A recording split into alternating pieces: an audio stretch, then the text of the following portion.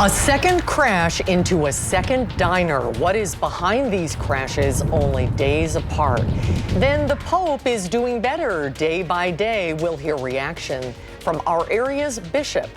And later, popular family tree tester, DNA tester 23andMe is declaring bankruptcy. What concerns it may raise for those who have used that service.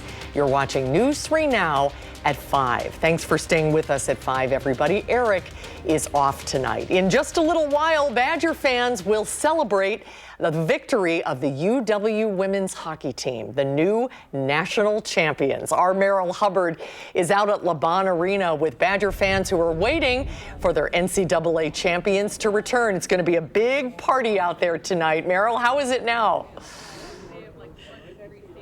Hi, Susan. Yeah, it's going really well so far. I'm out here with some fans at the LaBahn Arena. They're really getting excited and amped up to celebrate the Badger women's hockey team after they secured the national championship, the 8th national championship for the program. Now, here with me, I met a fan who commuted from Minnesota back to Wisconsin. You were at the game, the national championship game yesterday, to see our Badger women's win. How was it being there yesterday? It was wild. It was the best time ever. Knew about mid-season that the girls were going to win this championship for the 8th time. It was fantastic. I lost my voice because of yelling and screaming and hollering. Yeah, I remember when you came up, you kind of had a hoarse voice, and I could tell that you've been cheering them on. What was it like? You know, it was a really kind of crazy game yesterday. There was, you know, an overtime shot that got them in, and then obviously the last couple of seconds is when Sims made that final goal. Right. What was that like? That was heart-stopping. We knew she would do it, though, because she is so good at what she does. She knows where to shoot that puck.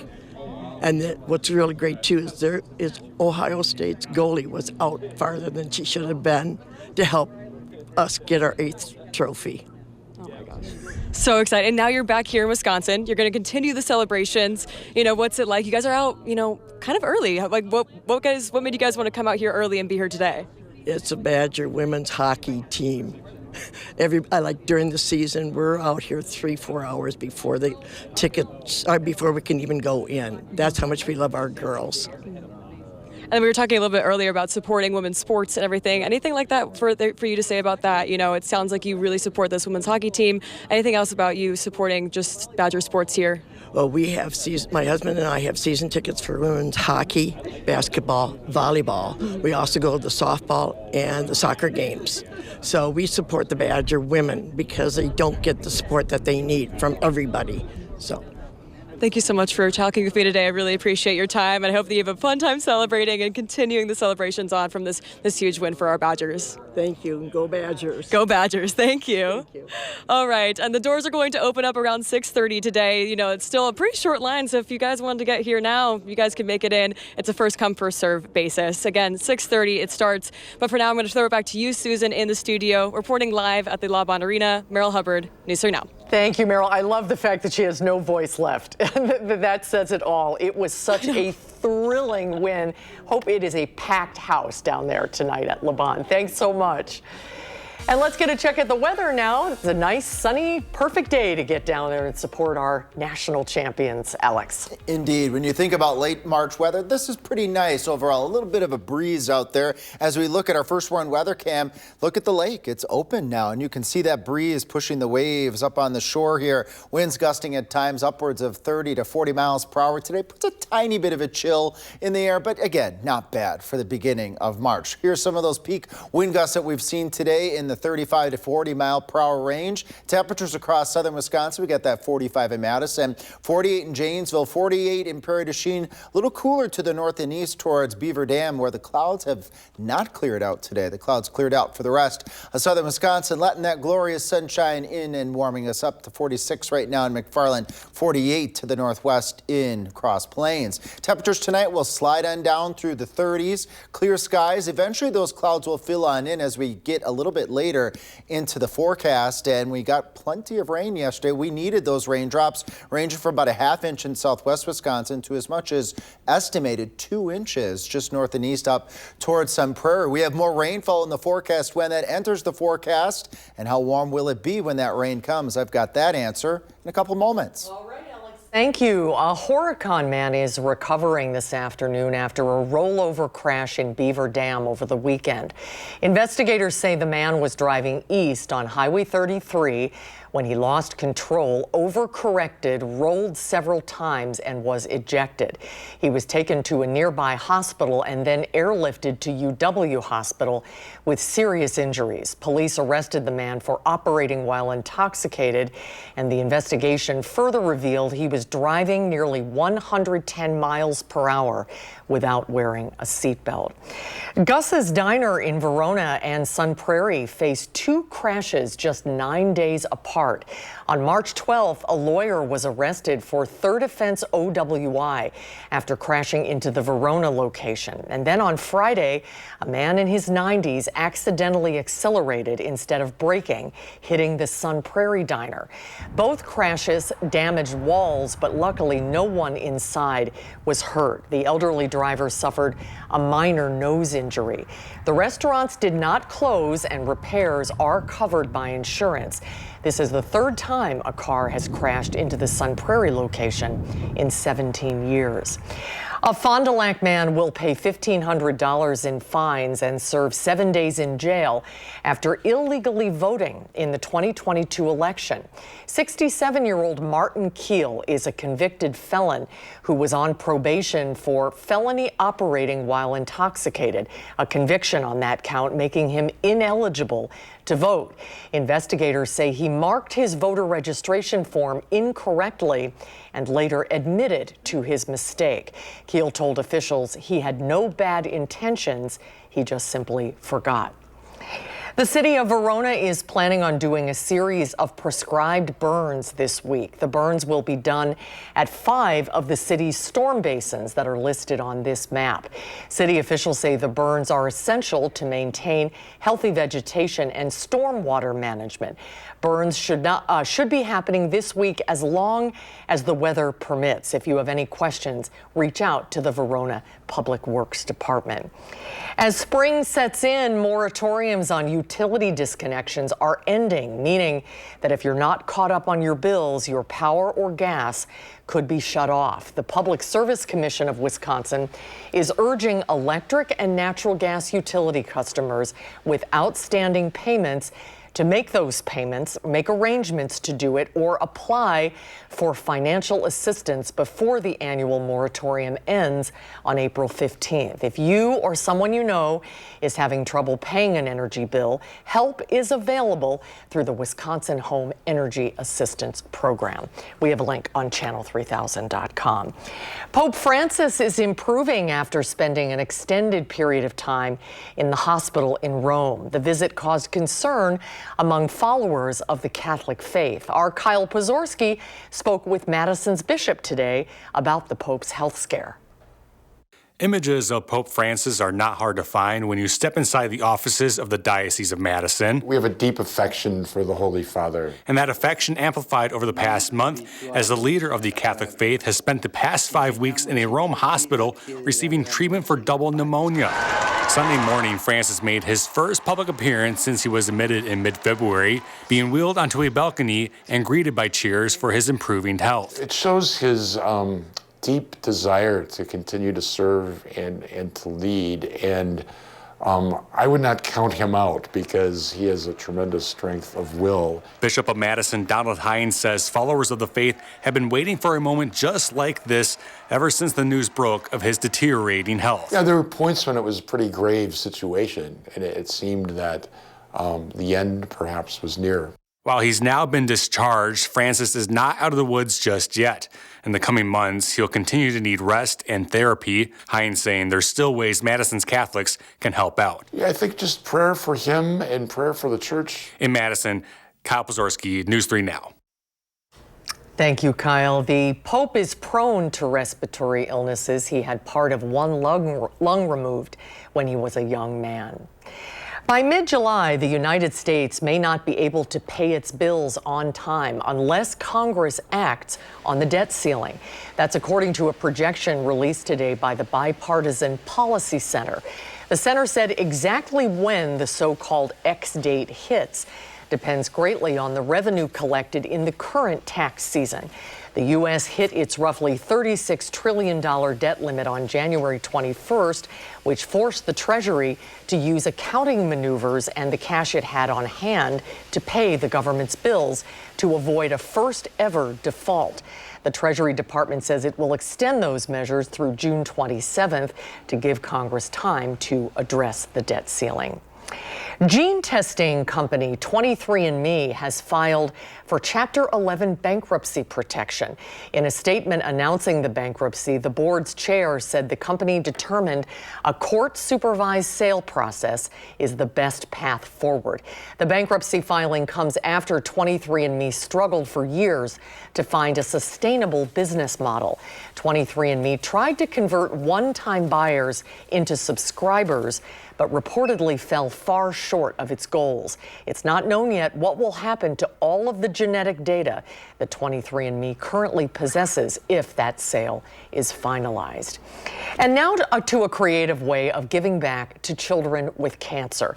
By building a house, a local builder is doing that and giving all of the proceeds from the sale to St. Jude's Children's Research Hospital.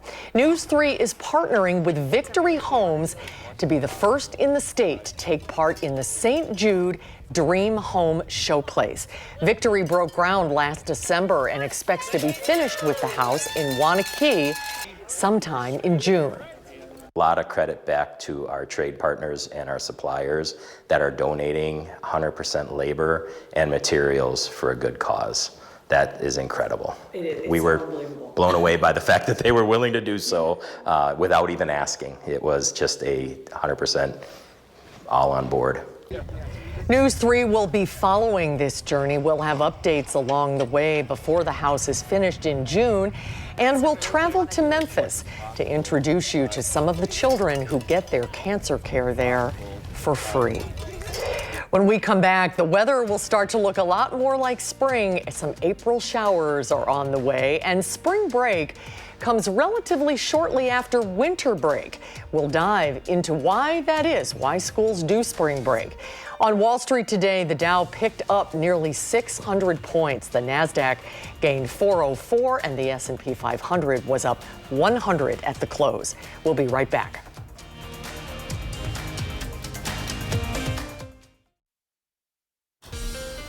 Well, after a soggy Sunday yesterday, it was nice to see the sun today, and it's a little crisp and cool out there this afternoon. Yeah, it's a nice way of putting it. And Susan, when you take a look at the temperatures across southern Wisconsin, it really tells the story of who saw the sun and which areas didn't get quite as much sunshine. When you look across all of southern Wisconsin, look at up near Beaver Dam.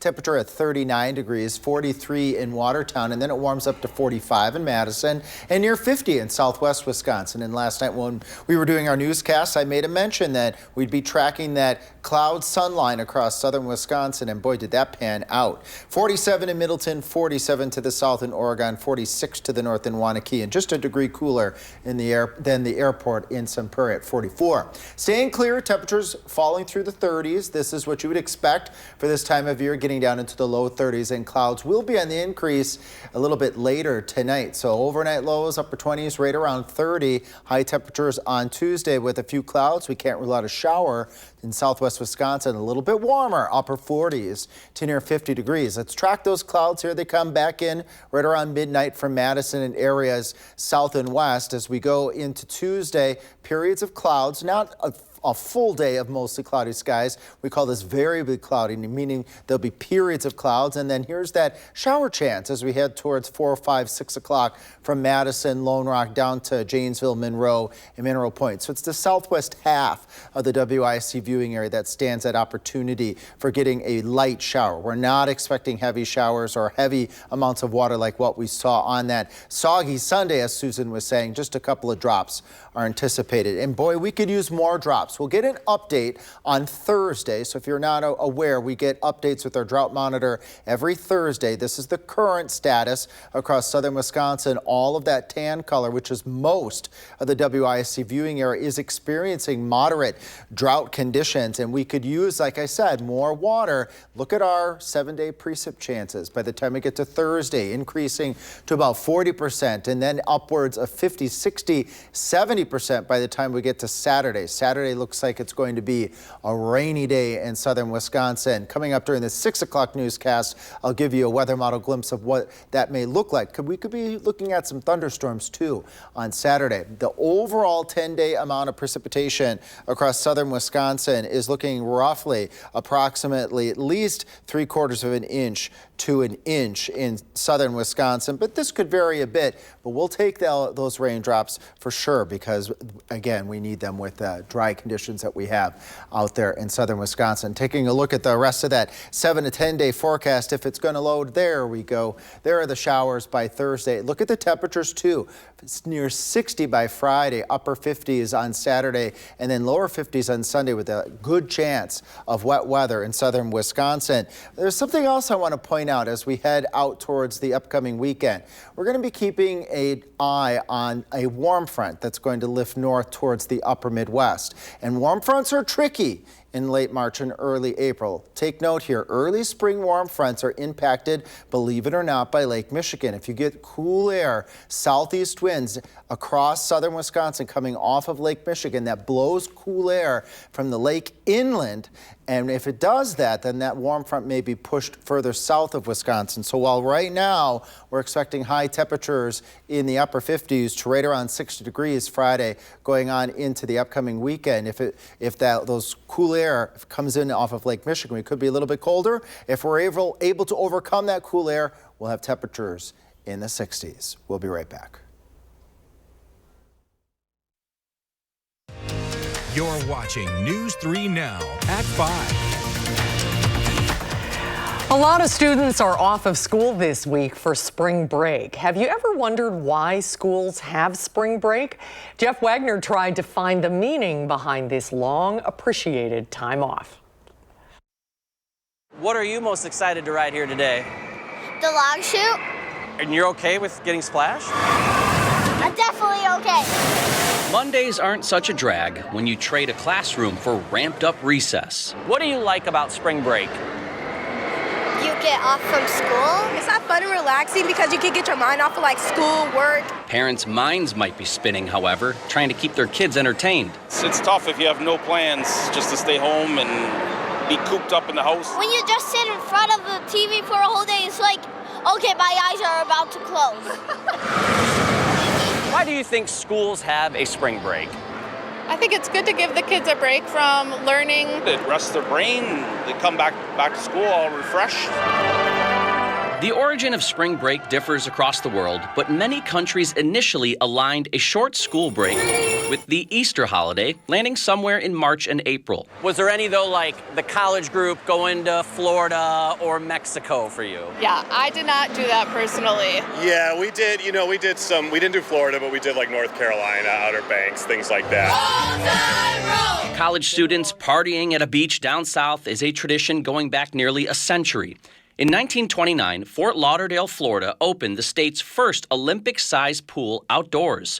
It attracted college swim teams looking for a place to train over spring break.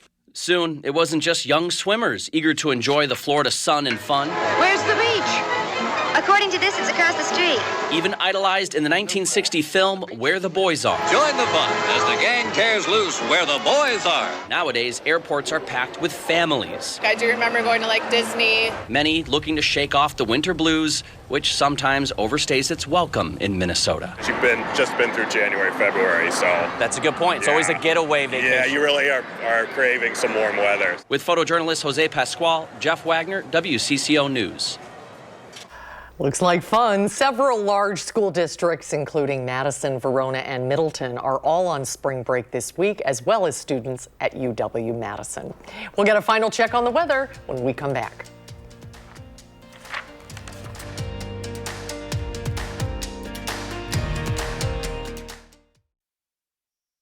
Details of a military operation were accidentally texted out hours before a U.S. airstrike. You'll be surprised about who spilled the secret.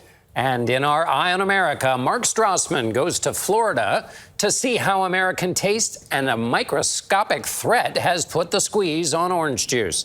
That's tonight on the CBS Evening News. Elon Musk. And then coming up tonight at 6, Wisconsin's Supreme Court race is becoming even more expensive than its last record-breaking run. The unbelievable amounts of money being spent on this race and where the candidates stand on the issues just 8 days from Election Day. That's coming up tonight at 6. Finally at 5, 2 mischievous otters are on the run in Green Bay. Louie and Ophelia made a daring escape from the new Zoo Adventure Park during a snowstorm. Well, that's unfortunate because they're pretty easy to track. Poor guys. They snuck through a tiny hole in their enclosure and were caught on camera. The slippery duo frolicked in the fresh snow before vanishing into the wild. Zookeepers and a professional tracker are on their tail, but no signs of the fuzzy fugitives just yet.